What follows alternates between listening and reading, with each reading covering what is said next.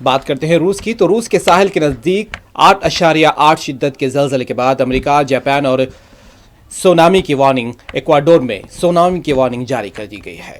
Japan اور امریکی ریاست ہوائی میں لوگوں کو ساحلی علاقوں سے انخلاء کا حکم دے دیا گیا، جبکہ جاپان کے فوکوشیما نیوکلیئر پلانٹ کو بھی خالی کروا لیا گیا ہے۔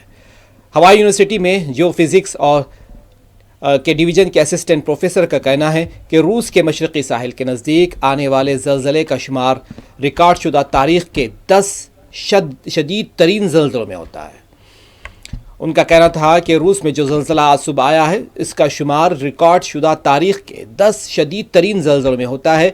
یو ایس جیولوجیکل سروے کے مطابق 8.8 کی شدت کا یہ زلزلہ تاریخ کے 6 شدید ترین زلزلے میں سے ایک ہے۔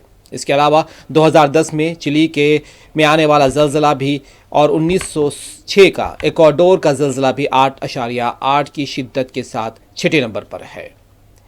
بتایا جا رہا ہے کہ شدید زلزلہ تھا، ابھی تفصیلات آنی باقی ہے۔